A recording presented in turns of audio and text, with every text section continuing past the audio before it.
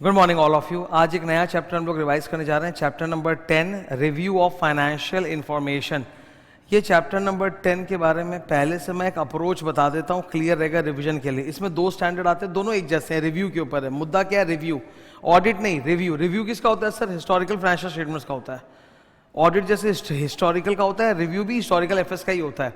पर यहाँ पर आप काम बहुत कम करते हो, ऑडिट में आप बहुत काम करते हो। ऑडिट में आप ये करते हो, रिव्यू में आप सिर्फ ये करते हो, दो काम, इंक्वायरी और एनालिटिकल। हालांकि एक और एक्स्ट्रा ज्ञान भी है, 24/10 में हम 3 करते हैं, inquiry, analytical and other review procedures. तो बात ऐसी है कि the number of procedures that you perform in review is substantially less. Is substantially less पे एमसीक्यू था ना, ठीक है। Is substantially less than audit, hence we don't express audit opinion. तो यहां जो हम ओपिनियन देते हैं उसको ओपिनियन नहीं बोला जाता, उसको कंक्लूजन बोला जाता है, रिव्यू कंक्लूजन। और एक इंपॉर्टेंट बात मैं बोलना चाहता हूं, यहां पर जो लैंग्वेज होती है वो रीजनेबल अश्योरेंस वाली नहीं होती, वो लिमिटेड अश्योरेंस वाली होती है, like a negative assurance, but you call it limited assurance. Lara, limited assurance, reasonable assurance. Limited assurance की जो भाषा होती है उसमें दो नेगेटिव्स होते हैं, नथिंग, नॉट। Nothing, not. यहां आप ये नहीं बोलते ट्रू एंड फेयर व्यू, यहां बोलते हो nothing has come to our attention that causes to believe that the financial statement do not give true and fair view, इस तरह से बोलते हो। तो नथिंग, नॉट लगा के टू नेगेटिव्स की भाषा होती है। अब एक अप्रोच समझ लो, चैप्टर ना बहुत लंबा है, पढ़ाते तो हम लोग क्लास में पूरा मैंने डिटेल में पढ़ाया था, पूरा 45 पेजेस का चैप्टर है, फुल डिटेल में हम लोगों ने पढ़ा था।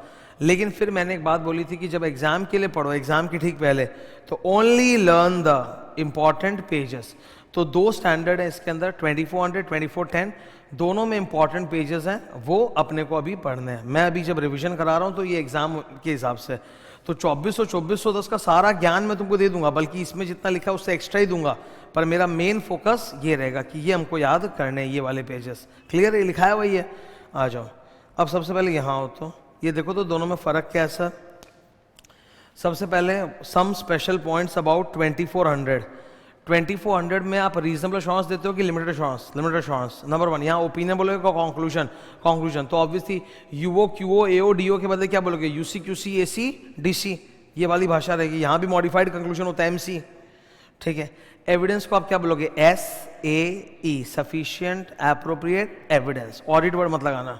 नेक्स्ट, 2400 और 2410 में फर्क क्या होता है? सबसे बड़ा फर्क, 2400 वाला जो रिव्यू एंगेजमेंट है वो एक डिफरेंट सीए कर रहा है। कौन कर रहा है? एक डिफरेंट सीए, सेम ऑडिटर नहीं कर रहा है, कंपनी का जो ऑडिटर वो नहीं कर रहा है, डिफरेंट सीए कर रहा है। तो प्रैक्टिकली ये होता है भी नहीं। इट इज ऑलवेज बेटर कि रिव्यू आप किससे कराओ? सेम सीए से कराओ। तो डिफरेंट सीए से कराओगे और उसको अपने ऑडिटर नहीं बोलेंगे, क्या बोलेंगे? Practitioner, independent practitioner. और 2410 ये प्रैक्टिकली होता है, सारे लिस्टेड कंपनीज का जो क्वार्टरली एफएस बनता है उसका LR होता है। LR मतलब limited review, limited assurance engagement, इसलिए नाम है लिमिटेड रिव्यू। ये कौन करता है सर? सेम सीए, जो कंपनी का ऑडिटर, तो उसको बोलते हैं इंडिपेंडेंट ऑडिटर।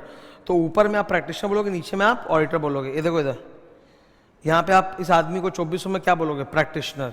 और 6 नंबर कौन से दो प्रोसीजर होते हैं? Inquiry and analytical procedure. Great. पहले देखो कोई दिक्कत है क्या? नहीं ना, ठीक है। अब 2410 में देखो, 2410 में भी काफ़ी बातें सेम है, लिमिटेड अश्योरेंस है, कंक्लूजन है, यूसी, क्यूसी, एसीडीसी है, एसएई है। पर यहाँ पे प्रैक्टिशनर बोलोगे कि ऑडिटर? ऑडिटर। यहाँ पे प्रोसीजर थोड़े से ज़्यादा होते हैं, inquiry, analytical and other review procedure. अब मैं खास बात और लिखाना चाहता हूँ, जगह ही नहीं रहती कभी भी लिखने के लिए।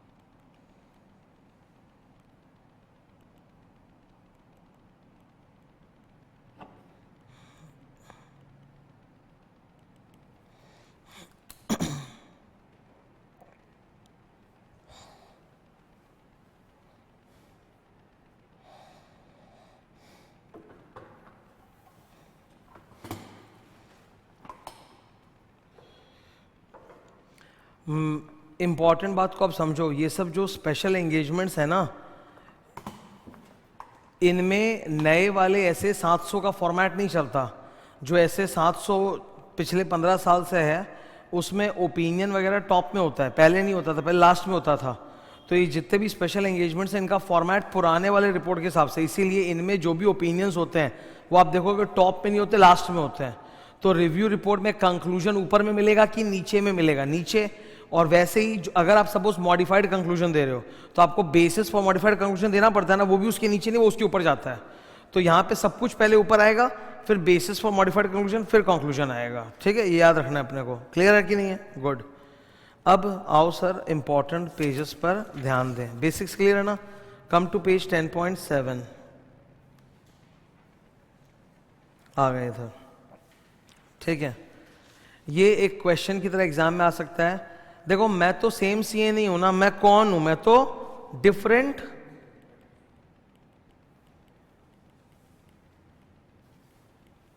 सीए हूं। मैं उस कंपनी का सेम सीए तो हूं नहीं, 2400 में आई am a different CA, correct? तो रिव्यू एंगेजमेंट मेरे लिए तो बहुत मुश्किल है कि नहीं है? क्योंकि मुझे तो सारी मेहनत करनी पड़ेगी, obtain understanding of entity, environment, हेना मेना तेना। तो सवाल बनता है, ठीक है, थोड़ा सा मैं धीरे पढ़ाऊंगा, डिटेल में पढ़ाऊंगा, जो इंपॉर्टेंट है एकदम पूरा। सवाल बनता है कि अगर आप सेम सीए नहीं हो then why will you do this? So इसीलिए हम लोग बोलते हैं कि don't accept the review engagement if 1 2 3 4 5। ठीक है, तो नाम पढ़ो क्या है? Don't accept the review engagement if number 1, point number A, there is no rational purpose for it. जैसे सर हर कंपनी को ऑडिट कराना ही पड़ता है, which one is better, audit की रिव्यू? ऑडिट। तो जब लीगली रिक्वायर्ड ऑडिट कराने का तो लोग रिव्यू क्यों करा रहे हैं मेरे से? तो अगर कोई रैशनल पर्पस ना मिले तो आप एक्सेप्ट ना कीजिए। नंबर 2, आपको लगता है रिव्यू एंगेजमेंट अप्रोप्रिएट नहीं होगा, बिकॉज रिव्यू एंगेजमेंट में ऑब्वियसली मेरा अश्योरेंस का लेवल कम होता है, मैं बहुत कम काम करता हूं, ऑडिट में मैं ज्यादा करता हूं। तो अगर मुझे लगता है इनअप्रोप्रिएट है तो मैं क्लाइंट को बोलूंगा कि एक काम करो, इसके बदले आप मेरे से 4400 करा लो। वो 4400 याद है? AUP, SRS 4400 AUP, मतलब अश्योरेंस नहीं देंगे तो वो करा लो, नहीं तो यहाँ ओपिनियन देना मेरे बस की बात नहीं है। तो अगर आपको लगे कि इसका कोई रैशनल पर्पस नहीं है या ये रिव्यू एंगेजमेंट इनअप्रोप्रिएट होगा तो please don't accept this engagement, because you are a different CA. Number 2, यहां पर भी इंडिपेंडेंस एथिक्स चेक करना जरूरी है। तो अगर मुझे लगता है कि मैं ही इंडिपेंडेंट या एथिकली काम नहीं कर पाऊंगा तो मुझे एक्सेप्ट करना नहीं चाहिए। नंबर 3, अगर मुझे लगता है इनके डेटा से, इनकी बातों से लगता है कि यहाँ पे मुझे एविडेंस मिलने वाला नहीं है, द इंफॉर्मेशन और the evidence is likely to be unavailable, then better don't accept the engagement. मुझे इनके इंटेग्रिटी पे डाउट है, मुझे इनके इंटेग्रिटी पे डाउट है। 5 नंबर, अभी एंगेजमेंट चालू नहीं हुआ, उसके पहले ही बातचीत से लग रहा है ये लोग मेरे पे लोसो करने वाले हैं, लिमिटेशन ऑन स्कोप, तो डोंट एक्सेप्ट द एंगेजमेंट। ठीक है, ये वाला एक पॉइंट अपने को अच्छे से याद होना चाहिए, बिकॉज सर यहाँ एक्सेप्टेबिलिटी की बात ज़्यादा उठ रही है। मैंने कितनी बार क्लास में चीख चीख के बोला था, इस चैप्टर को 2 क्लास देके पढ़ाया था मैंने, 6-7 घंटे कम से कम। ठीक है, मैंने बोला था 2400 प्रैक्टिकली नहीं होता, 2410 तो होता है कि भाई लिस्टेड कंपनी लोग क्वार्टरली एफएस बनाती है और उसका क्वार्टरली का जो सेम सी है वही लिमिटेड रिव्यू कर देता है 2410। 2400 मतलब एक डिफरेंट सीए से रिव्यू करवाएंगे। अरे क्यों करवाएंगे, हम सेम सीए से करवा लेंगे। तो डिफरेंट सीए से कंपनी रिव्यू कराएगी, इसका सोचने, इसका प्रैक्टिकल इंप्लीकेशन बहुत कम है। तो इसीलिए don't accept the engagement if 1 2 3 4 5। सही है क्या सर? ये 10.7, turn the page please, come to 10.9। 10.9 का सिर्फ ये लास्ट बॉक्स वाला पोर्शन है, ये आपको देखना है। ओके, एक बार इसको छोड़ दो, मेरी बात को सुनो। ऐसे 210 एंगेजमेंट लेटर, वहां पे एक टॉपिक होता है, the client has requested me to change the terms of engagement to provide lower level of assurance. Okay, वहां पे जो ज्ञान था वही ज्ञान यहां पे, पर कहानी चेंज है। Review already lower level of assurance है, तो हम लोग बोलेंगे क्लाइंट से मेरा बात हुआ था रिव्यू करने का, to give them negative assurance, limited assurance. अब क्लाइंट चाहता है they want to convert it into a AUP engagement where there is no assurance. So if the client is requesting me to change the terms of the review engagement such that I am no longer required to provide any assurance, मतलब मैं review से AUP में जा रहा हूं, मतलब लो assurance से no assurance पे जा रहा हूं, तब मुझे क्या करना चाहिए? Ask the management about the reasons. See there is a reasonable justification of doing so. If there is a reasonable justification, मैं मान जाऊंगा और हमारा नया एंगेजमेंट लेटर ड्रॉ हो जाएगा। ठीक है, तो I will seek what? ठीक है सर। नेक्स्ट 10.11, अब ये प्रोसीजर्स आ रहे हैं सर। यहाँ पे आपके 2 मेन प्रोसीजर होते हैं 2400 में, एक होता है आपका इंक्वायरी और दूसरा आपका होता है एनालिटिकल प्रोसीजर। तो सबसे पहले ये चालू हो गया इंक्वायरी। इंक्वायरी किससे करेंगे? मैनेजमेंट से, और ज़्यादा इंक्वायरी किससे करेंगे? अकाउंट्स डिपार्टमेंट से, अकाउंट्स पर्सनल से करेंगे। ठीक है, give examples of specific inquiry. मैं उनसे पूछूंगा आप लोग एस्टिमेट्स कैसे बनाते हैं, रिलेटेड पार्टी ट्रांजैक्शन कैसे आइडेंटिफाई अकाउंट डिस्क्लोज करते हैं, कॉम्प्लेक्स ट्रांजैक्शन को कैसे डिस्क्लोज करते हैं, फ्रॉड का कोई केसेस आपके अंदर अगर हुआ है तो उसको कैसे एड्रेस करते हैं, subsequent event, going concern, hidden liability, contingent liability, barter transactions, इनको कैसे आइडेंटिफाई अकाउंट डिस्क्लोज करते हैं। These are the specific inquiries I will make the accounts department. ठीक है, I can also make inquiries about non financial portion, खाली FI नहीं, NFI के ऊपर भी मैं इंक्वायरी कर सकता हूं। मैं बोर्ड मिनट्स पढ़ सकता हूं, मैं उनसे पूछ सकता हूं आपको सरकार से कोई लीगल नोटिस, गवर्नमेंट नोटिस वगैरह कुछ आया है क्या, कोई और मैटर भी मैं पूछताछ कर सकता हूं। इंक्वायरी, जब मैं उनसे इंक्वायरी करूंगा वो रिस्पॉन्स देंगे, तो रिस्पॉन्स को मुझे वेरीफाई करना पड़ेगा ना। Response should be consistent with the other evidence that I have obtained और विथ माय एके मतलब ऑडिट नॉलेज। तो whether the response to the inquiry is consistent with SAE और एके। क्लियर है ये? ठीक है, अब एनालिटिकल प्रोसीजर भी करने पड़ेंगे मुझे। ठीक है, वो आ रहा है अगले पेज पे। इंक्वायरी एंड एनालिटिकल प्रोसीजर इतना इंपॉर्टेंट क्यों है भैया? इसलिए इंपॉर्टेंट है, इट हेल्प्स मी टू, यारो बनाओ यार, to understand the entity and its environment. Page number बोलना है क्या मुझे? 10.13। इंक्वायरी और एनालिटिकल प्रोसीजर क्यों चाहिए? इसलिए चाहिए so that I can understand the entity. मैं तो ऑडिटर नहीं हूं ना, आई एम अ डिफरेंट सीए ना। मैं तो ऑडिटर होता तो मेरे को ऑलरेडी 315 में अंडरस्टैंडिंग एंटिटी हो जाता, तो यहाँ तो नहीं है। तो to understand entity and environment मेरे लिए इंक्वायरी एनालिटिकल जरूरी है। ठीक है, inquiry is the highlighter, principal source of evidence about management's intent. However inquiry से कई बार उनका इंटेंशन समझ में नहीं आता, तो मुझे 3 चीजें करनी चाहिए। मुझे मैनेजमेंट की पास्ट हिस्ट्री देखनी चाहिए। मैनेजमेंट पहले कभी भी कोई फैसला लेती है जब उनके पास ऑल्टरनेटिव कोर्स ऑफ एक्शन होता है, तो वो लोग एक पर्टिकुलर एक्शन ही क्यों सेलेक्ट करते हैं, reason for selecting a particular course of action. And number 3, their capability to execute the particular course of action. ये मुझे चेक करना चाहिए, इससे मुझे सच में पता चलेगा मैनेजमेंट का इंटेंशन क्या है। ठीक है, I should exercise professional scepticism. ठीक है, नीचे एनालिटिकल प्रोसीजर से मुझे क्या मदद मिलेगी? टू ऑब्टेन और update the understanding of entity and its environment.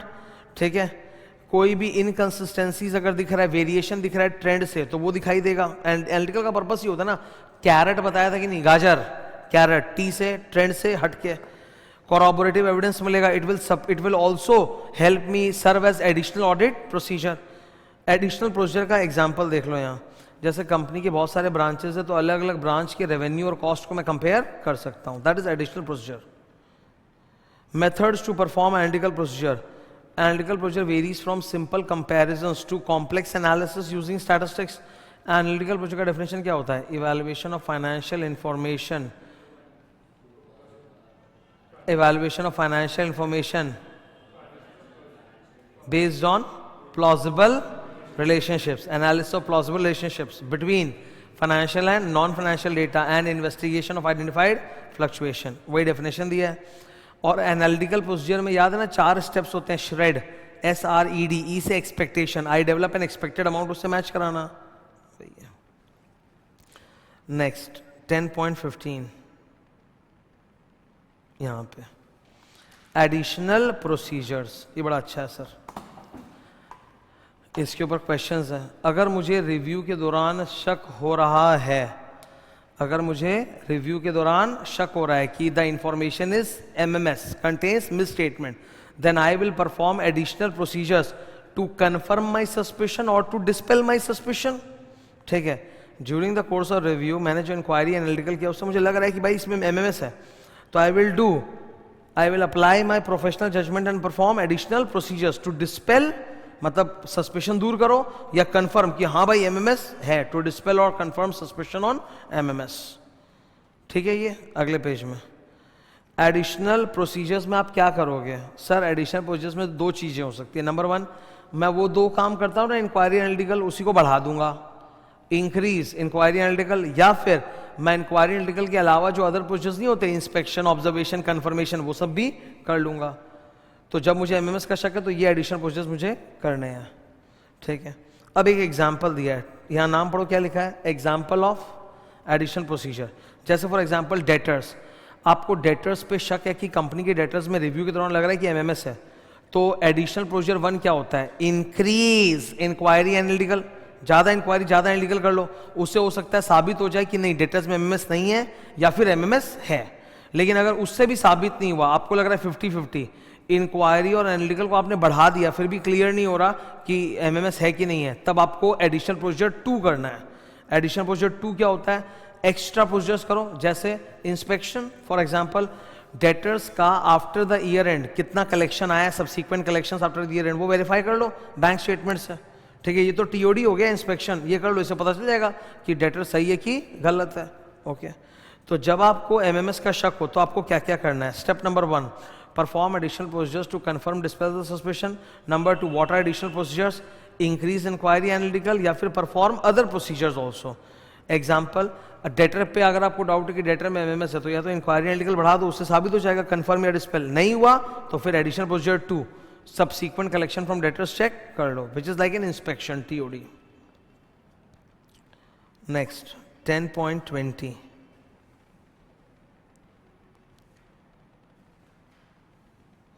Opinion. ठीक है, ओपिनियन। अच्छा, रिव्यू एंगेजमेंट में हम लोग ओपिनियन बोलते हैं कि कॉन्क्लूजन बोलते हैं? कॉन्क्लूजन। एक बार तुम लोग यहीं पे रहो,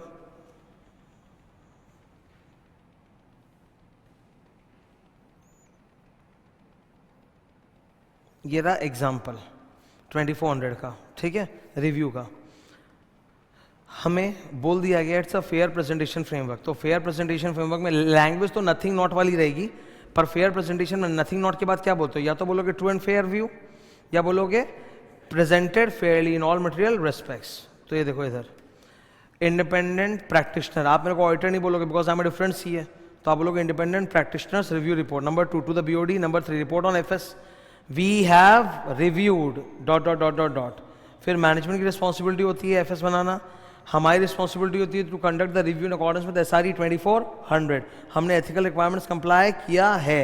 अब ये है कैवियट, ये जो आप ब्लू डब्बा देख रहे हो ना, ये कैवियट है। तुम इसमें 4 बातें बोलोगे। नंबर 1, ये एक लिमिटेड अश्योरेंस एंगेजमेंट है। नंबर 2, हम सिर्फ यहाँ 2 प्रोसीजर करते हैं, inquiry analytical. Number 3, the procedures are substantially less than audit, hence we are not in a position to express an opinion. तो ये कैवियट जरूरी है। फिर आपका कंक्लूजन। ठीक है, कंक्लूजन में नथिंग नॉट, 2 नेगेटिव्स आएंगे। देखो, based on our review nothing dot dot dot not, nothing has come to our attention that causes us to believe that the financial statements do not give a true and fair view or are not presented fairly in all material respect in accordance with the applicable FRF। ठीक है, फिर roller अगर जरूरत है तो दे सकते हो। ये क्लियर है कि नहीं है? सर अगर यही SPFS होता, स्पेशल पर्पस फ्रेमवर्क,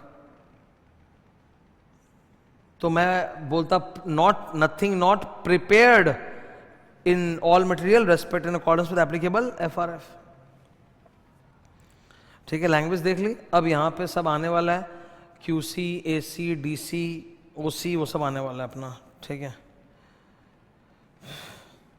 यहाँ से डिस्कस अनमॉडिफाइड कंक्लूजन। नॉर्मली हम लोग का कंक्लूजन क्या होता है? Nothing has come to our attention, कि हमको लगेगी गलत है। तो भाई 2 लैंग्वेज, 2 नेगेटिव्स। ये रहा ओपिनियन का लैंग्वेज, पढ़ लो, UC 2 नेगेटिव्स। अगर फेयर प्रेजेंटेशन फ्रेमवर्क है तो आप वही true and fair view type बोलोगे। कंप्लायंस फ्रेमवर्क है तो बोलोगे prepared, nothing not prepared in all material respects. ठीक है,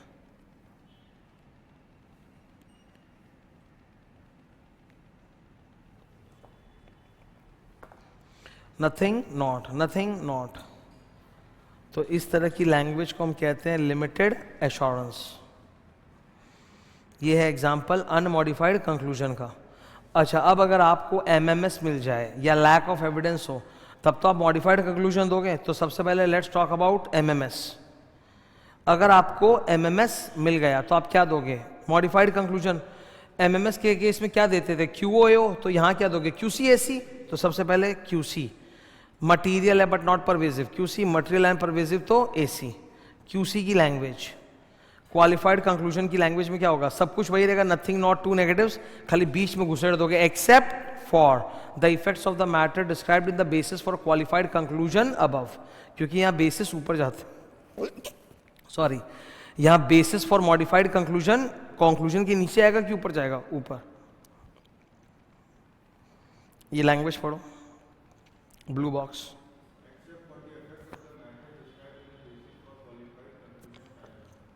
बाकी सब वही, nothing has come to attention that cause to believe that do not give true and fair view, और अगर कंप्लायंस है तो nothing has come to attention that cause to believe that not prepared in all material respects. अगर AC है तो AC में language में 2 negatives होगा कि 1 नेगेटिव? 1 नेगेटिव। वहां आप ये नहीं बोलोगे nothing has come to attention, भाई something has come to attention, तभी आप बोलोगे कि not true and fair view है ना। तो यहां पे खास बात क्या है? 1 negative. Language based on our review due to the significance of the matters described in the basis for adverse conclusion paragraph, the financial statements do not give true and fair view, या the financial statements are not prepared in all material respects। तो यहाँ 1 negative होगा, ठीक है। इधर अगर मान लो lack of evidence का केस है तो लैक ऑफ एविडेंस में हम क्या देते हैं? QODO।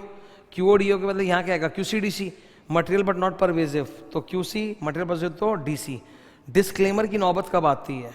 इधर देखो, लॉस हुआ था, मुझे एविडेंस नहीं मिल रहा था, it was material and pervasive, DC देने की नौबत है, मुझे क्या करना चाहिए? Withdraw if permitted, if not permitted I will give DC, disclaimer of conclusion.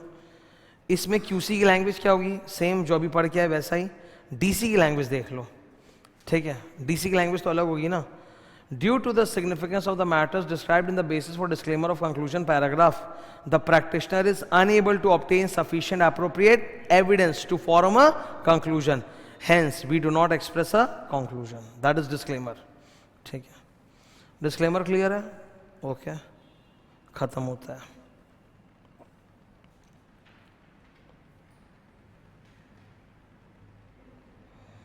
Okay, अब हम लोग पढ़ने जा रहे हैं 24-10।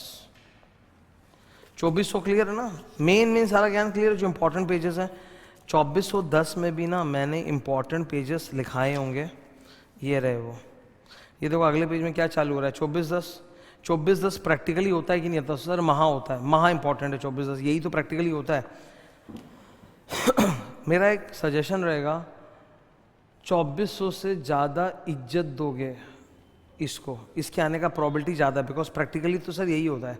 सेम CA ही है जो ऑडिट करता है और रिव्यू भी करता है। और किस में होता है ये? लिस्टेड कंपनी में। लिस्टेड कंपनी वाले क्वार्टरली एफएस बनाते हैं, क्वार्टरली एफएस का ऑडिट नहीं होता। क्या होता है? Limited review. ये नाम कहाँ से आया? Sir review engagement provides limited assurance, so the name is limited review LR। SEBI ने बोल रखा है, ये सेबी क्या नियम है कि LR करना पड़ेगा। इधर देखो, ऑडिटर सेम CA, तो यहाँ पे आप मेरे को इंडिपेंडेंट प्रैक्टिशनर बोलोगे कि इंडिपेंडेंट ऑडिटर बोलोगे? Independent auditor. मैं ही रिव्यू करूंगा क्वार्टरली एफएस का एज पर SRE 2410, ठीक है। It's known as limited review engagement. Now important सुनो, मैं क्यों कर रहा हूँ लिमिटेड रिव्यू? लिस्टेड कंपनी क्यों कराती है? Because SEBI LODR regulations, regulation number 33 का नियम है, तो आपको वो क्राइटेरिया बताना पड़ेगा। Regulation 33 of the SEBI LODR regulations. दूसरा, इंटरिम फाइनेंशियल स्टेटमेंट्स के ऊपर एक IND AS 34 है कि नहीं है, तो आपको बोलना पड़ेगा कि IND AS 34 कंपनी ने फॉलो किया है for preparation of quarterly FS. तो ये 2 नाम आपके रिपोर्ट में आने जरूरी है, the framework and the criteria. Okay, इधर देखो, इंटरिम एफएस 2 प्रकार का हो सकता है। कंप्लीट सेट ऑफ एफएस, मतलब जिसमें balance sheet, PL, cash flow, SOCIE notes हो, या कंडेंस सेट जिसमें 1 2 3 चीज हो, ज्यादा चीजें नहीं हो, ठीक है। दोनों होता है, कंप्लीट सेट, कंडेंस सेट। ये एग्जाम्पल यहीं से देखेंगे, महा इंपॉर्टेंट है। मैंने इस एग्जाम्पल के दम पे क्वेश्चन बैंक में एक इंटीग्रेटेड केस स्टडी आया था, कराया था कि नहीं? मैंने बोला था इतना भयंकर क्वेश्चन आया क्वेश्चन बैंक में कि उसके लिए रियल एग्जाम्पल देखना जरूरी है, अपेंडिक्स वाले एग्जाम्पल से काम नहीं चलेगा। तो let's have a look sir, ठीक है। प्रैक्टिकल एग्जाम्पल है ये, आदित्य बिरला का रिव्यू रिपोर्ट है जो डेलॉयट ने साइन किया है।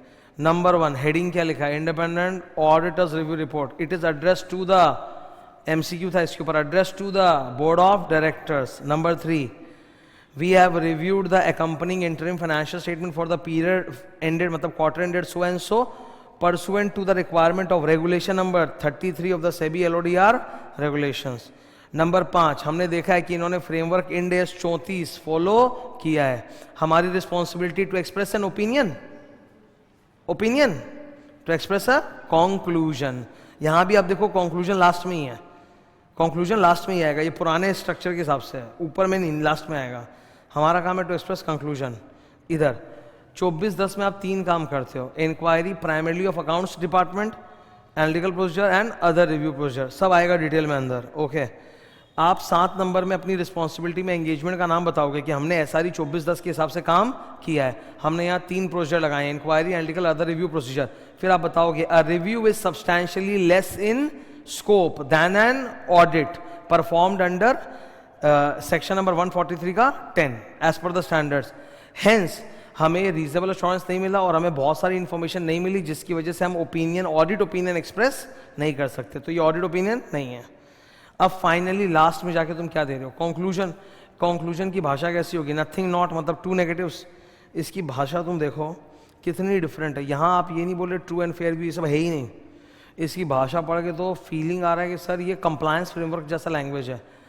Nothing has come to our attention that causes us to believe that ये interim FS does not disclose the information required by the regulation 33 of LODR regulation or it contains a misstatement. तो nothing not, दो negative की भाषा। और आप क्या बोल रहे हो, मेरे सामने तो ऐसा कुछ नहीं आया जिससे मुझे लगे कि ये सेबी रेगुलेशन के मुताबिक सारा इंफॉर्मेशन डिस्क्लोज नहीं करता है या फिर इसके अंदर MMS है। तो ये भाषा बड़ी इंपॉर्टेंट है। पूरा इसी भाषा को छाप के उन्होंने क्वेश्चन बनाया था इंटीग्रेटेड केस स्टडी का। ठीक है, 24-10 क्लियर है, तो वेरी गुड एग्जाम्पल। ठीक है, अब 24-10 में आगे हमें क्या क्या पढ़ना है। यहाँ पे भी मैंने इंपॉर्टेंट पेजेस बोले हैं। पेज नंबर, ये पहला एग्जाम्पल हो गया। अब 10.31 पे आओ। अच्छा, 10.31 में जाने के पहले 10.30 पे एक बार आओ।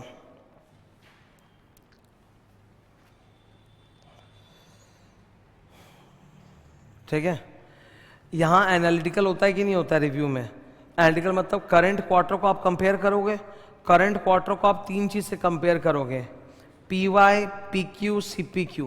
PY previous year audit report, PQ previous quarter, जैसे सपोज मैं Q2 का कर रहा हूं तो Q1, CPQ corresponding previous quarter of last year. ठीक है, 3 चीज से कंपेयर होगा। सपोज मैं इस साल का Q2 कर रहा हूं तो Q2 का कंपेरिजन पिछले साल के ऑडिट रिपोर्ट से, पिछले Q1 से और लास्ट ईयर के करस्पॉन्डिंग Q2 से। तो 3 चीज से कंपेयर होता है। तो प्लीज याद कर लो यार, PY, PQ, CPQ. Full form लिखना एग्जाम में। पीवाई मतलब प्रीवियस ईयर, पीक्यू मतलब प्रीवियस क्वार्टर, Q2 के पहले क्या था Q1, और करस्पॉन्डिंग प्रीवियस क्वार्टर मतलब पिछले साल का Q2, because seasonal fluctuation capture हो जाएगा। तो एनालिसिस में ये 3 से कंपेयर करना जरूरी है, याद रहेगा। ग्रेट, अब यहां आ जाओ। 10.31, ठीक है, 5 मिनट। इधर पहला सवाल देखो, मैं इस कंपनी का ऑलरेडी ऑडिटर हूं, अभी मैं रिव्यू कर रहा हूं, लिमिटेड रिव्यू। तो मुझे केवल क्या करना है, अपडेट माय अंडरस्टैंडिंग। तो क्वेश्चन, इस पे क्वेश्चन भी है, how what procedure should I perform to update my understanding of the entity environment. Number 1, read the documentation of. Documentation word का मतलब क्या है, क्लाइंट का डेटा कि मेरा ऑडिट फाइल, मेरा audit file of PY audit, PQ review, CPQ review, वही मुझे पढ़ना है अपना ऑडिट फाइल। मुझे चेक करना है risk of management override of controls, read the annual financial statements and current. जैसे मैं अपना ऑडिट फाइल पढ़ रहा हूं, इनका भी तो डेटा पढ़ूंगा। तो अपना प्रीवियस ईयर का ऑडिट रिपोर्ट और इनका प्रीवियस ईयर का पूरा एफएस, प्रीवियस क्वार्टर का रिव्यू और सीपीक्यू का एफएस, मटेरियलिटी कैलकुलेट करना, चेक करना, CMS and UCMS of the previous year जो भी मुझे मिस स्टेटमेंट्स मिले थे, जो करेक्टेड जो अनकरेक्टेड है वो देखूंगा। Weakness and internal control, current year. अच्छा, मैं तो करंट ईयर का ऑडिटर भी हूं और रिव्यू भी कर रहा हूं, तो ऑडिट प्रोसीजर जो कर रहा हूँ वो भी तो कर रहा हूँ। मैं जरूरी तो नहीं क्वार्टर में खाली रिव्यू कर रहा हूं, I must be doing some audit procedures, तो उससे भी तो कुछ एविडेंस मिल ही जाएगा to update my understanding. 8 number, internal audit report अगर है तो वो, and inquire management about these items, fraud risk, change of business, change of internal control and process of preparing quarterly FS. तो ये रहा सवाल सर सीए विक्रम आदित्य वाला, कि आप अपनी अंडरस्टैंडिंग अपडेट कैसे करोगे, ये 12 स्टेप से करोगे। ठीक है, next come to page number 33। Okay, actually 32 पे आओ पहले, सब कोई 32 पे आओ। पहुंच गए सब? मेरी बात को ध्यान से सुनना। 2410 में मैं 3 प्रकार के बोझे करता हूं। इंक्वायरी का डिटेल आंसर ये रहा, ABCD से लेके पूरा O तक इंक्वायरी। नंबर 2 मैं एनालिटिकल करता हूं, एनालिटिकल का डिटेल आंसर आपको बाद में मिलेगा। पेज नंबर 10 मैं बता रहा हूं, रुको, 10.36 पे एक लाल डब्बा है, वो है एनालिटिकल का पूरा डिटेल लिस्ट। ठीक है, सुनो, इंक्वायरी का डिटेल लिस्ट ये रहा, क्या क्या इंक्वायरी करना है। एनालिटिकल का लिस्ट पेज 35 36 में रेड डब्बे में है, एंड अदर रिव्यू प्रोसीजर्स यहीं पे है। अब यहां पे बताया हुआ है कि मेरे रिव्यू प्रोसीजर्स में 6 स्टेप्स आते हैं, 6 में से 1 2 3 एंड 6, 1 2 3 एंड 6 ये क्या है, अदर रिव्यू प्रोसीजर। जैसे स्टूडेंट का डाउट, सर अदर रिव्यू में क्या करते हैं, अरे ये करते हैं 1 2 3 6 मिनट्स बुक पढ़ते हैं। ठीक है, इंक्वायरी में क्या करते हो, स्टेप नंबर 4, एनालिटिकल में स्टेप नंबर 5 इधर।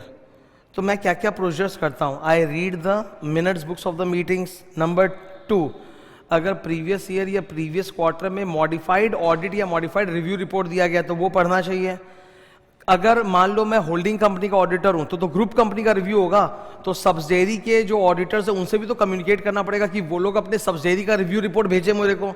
Communication with subsidiaries auditor for obtaining their review report. ठीक है, अब इंक्वायरी 4 नंबर में पूरी इंक्वायरी की लिस्ट है, 5 नंबर में एनालिटिकल प्रोसीजर है जिसका डिटेल 35 36 में आएगा रेड बॉक्स में, and 6 number read quarterly FS to see if it complies with applicable FRF. Quarterly FS भी तो एफआरएफ से कंप्लाई करना चाहिए ना। इंड एस 34 लिखो।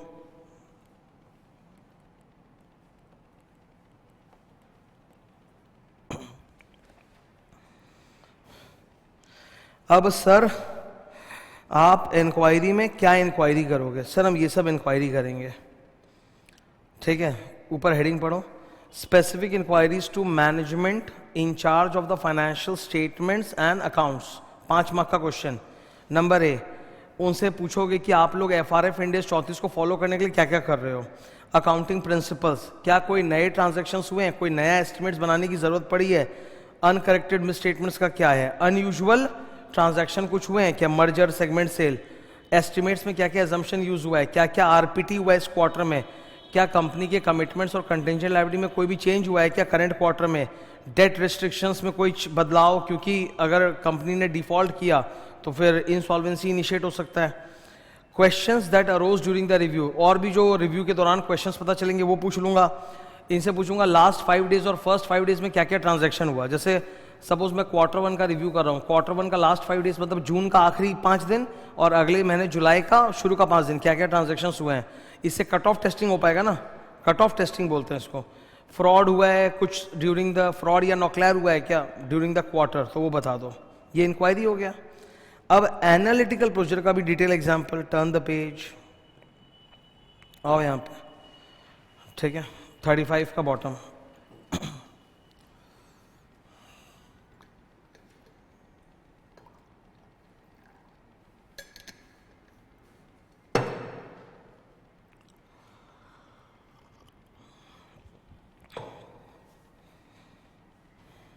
ठीक है, बात करें। ओके, तो इधर सुनो ध्यान से। एनालिटिकल प्रोसीजर, क्या क्या एनालिटिकल प्रोसीजर करना है। एक बार इसको छोड़ दो, मैं तुमसे पूछता हूँ एनालिटिकल प्रोसीजर का मतलब क्या होता है। डेटा कंपेयर करना, कैरेट गाजर, सी से कंपैरिजन, आर से रेशियो, आर से रीजनेबलनेस और टी से ट्रेंड। कंपेयर जब करते हो तो किससे करते हो, previous period, budget, industry data, my expectation, इन्हीं सबसे करोगे ना, वही लिखा है। सबसे पहले किससे कंपेयर करोगे, prior periods. Sir prior period में आपके पास 3 ऑप्शन है। क्या 3 ऑप्शन है, देखो इधर, पीवाई, पीक्यू, सीपीक्यू। फिर आप बजट से कंपेयर करो। अच्छा, एनएफआई से भी तो कंपेयर करोगे, नॉन फाइनेंशियल इंफॉर्मेशन से, क्वांटिटी ऑफ गुड सोल्ड से, रीजनेबलनेस के लिए। एक्सपेक्टेशन अगर मैंने कुछ कैलकुलेट किया है तो वो इंडस्ट्री डेटा से। रेशियोज चेक करो, एक काम करो सबका रेशियो निकालो, current quarter, previous year and CPQ, और रेशियोज को कंपेयर करो। एनालिसिस बढ़िया कब होता है, जब आप एग्रीगेट इंफॉर्मेशन चेक करते हो कि डिसएग्रीगेट, तोड़ा हुआ इंफॉर्मेशन। तोड़ा हुआ इंफॉर्मेशन का मतलब प्रोडक्ट वाइज, लोकेशन वाइज, कुछ स्पेशल कैरेक्टरिस्टिक वाइज, वैसे इंफॉर्मेशन। पिवट टेबल लगा के अलग अलग क्राइटेरिया के बेसिस पे जब आप इंफॉर्मेशन तोड़ते हो और फिर उसको कंपेयर करते हो तो ज्यादा बेटर कंपेरिजन होता है। That's called disaggregate analysis. ठीक है, नेक्स्ट यू कम टू 37,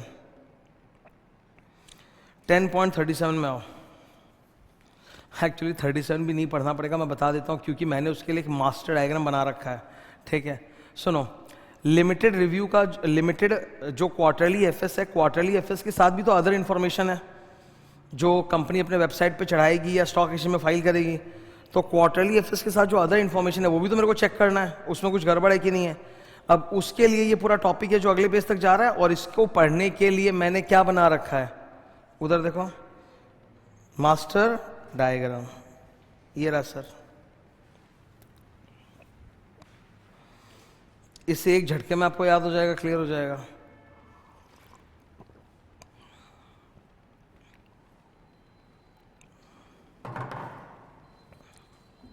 ठीक है, इधर OI अकॉम्पेनिंग इंटरिम FS, मतलब क्वार्टरली FS जो अदर इंफॉर्मेशन है।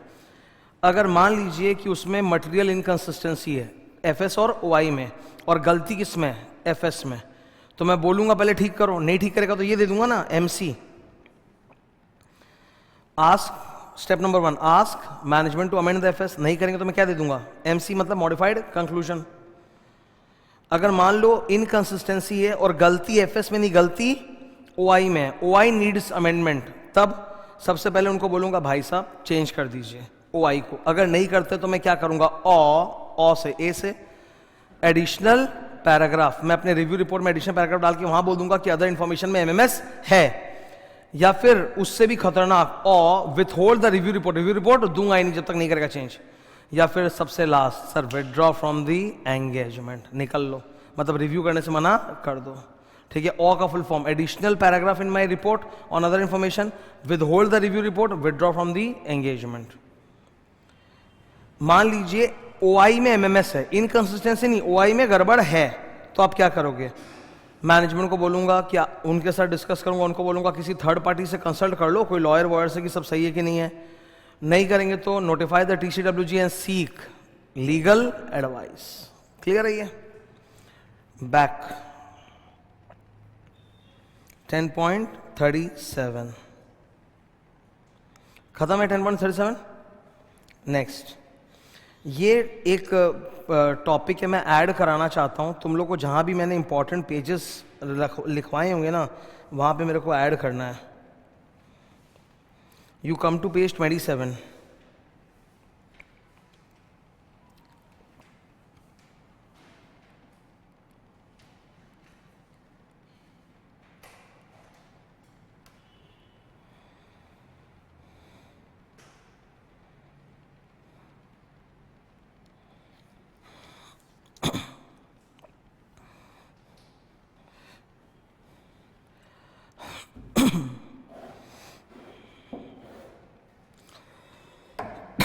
नीम का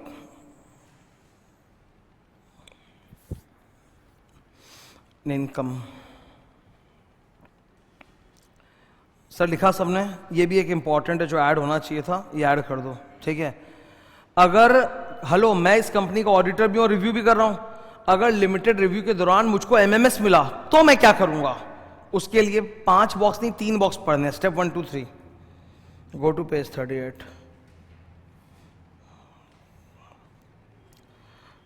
ये हेडिंग पढ़ो, मेरे हाथ का लिखा हुआ, when CA finds MMS he should do step number 1 2 3। Step number 1, मैं मैनेजमेंट के साथ डिस्कस करूंगा एज सून एज प्रैक्टिकेबल, और उनको बोलूंगा रेक्टिफाई करो। अगर वो नहीं करेंगे तो I will communicate to TCWG as soon as practicable. ठीक है, अरे as soon as practicable management को बोलो, वो नहीं ठीक करेगा तो TCWG को बोलो, वो नहीं करेगा तो स्टेप नंबर 3। ये बहुत इंपॉर्टेंट है, ये महा इंपॉर्टेंट है। मिला क्या सबको? इधर सुनो, ये स्टेप नंबर 3 इतना इंपॉर्टेंट है, इस पे क्वेश्चन भी था, और इसी के लिए मुझे अभी स्टार कराना पड़ा। यहां लिखो म्याऊ,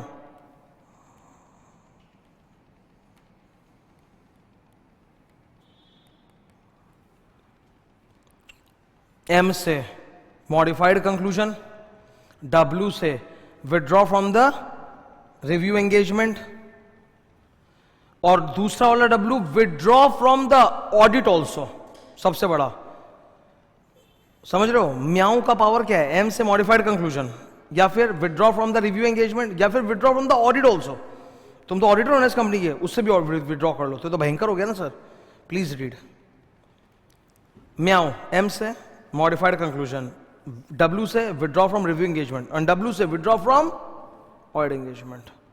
क्लियर है ये? डन। Go to page 40।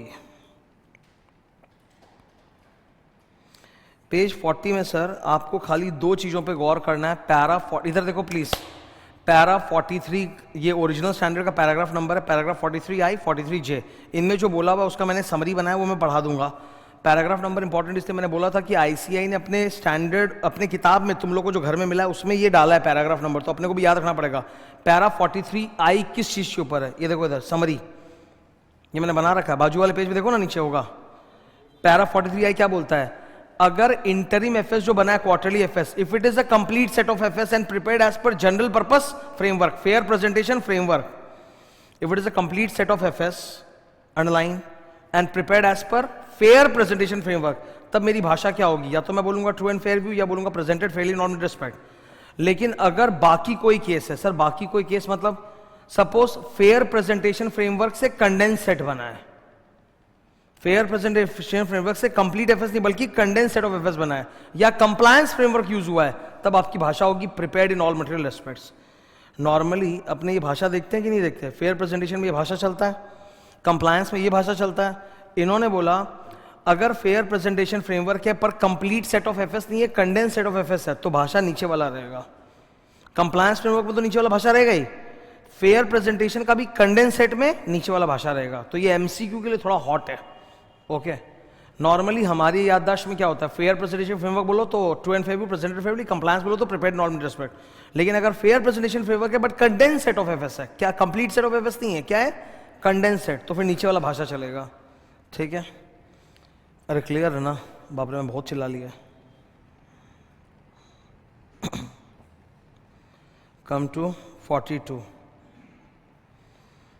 में बस ये बहुत खास पॉइंट है। देखो मैनेजमेंट मेरे पे लिमिटेशन इंपोज करे, मेरे को समझ में आता है, ये कुछ और है। ये क्या है, other limitations on me not दिख रहा है क्या, not impose by management. Sir इसका क्या मतलब है, I will give you example.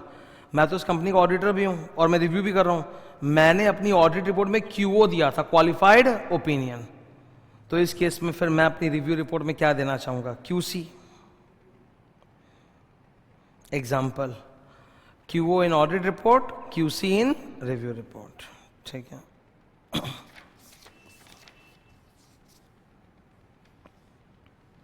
बस खत्म।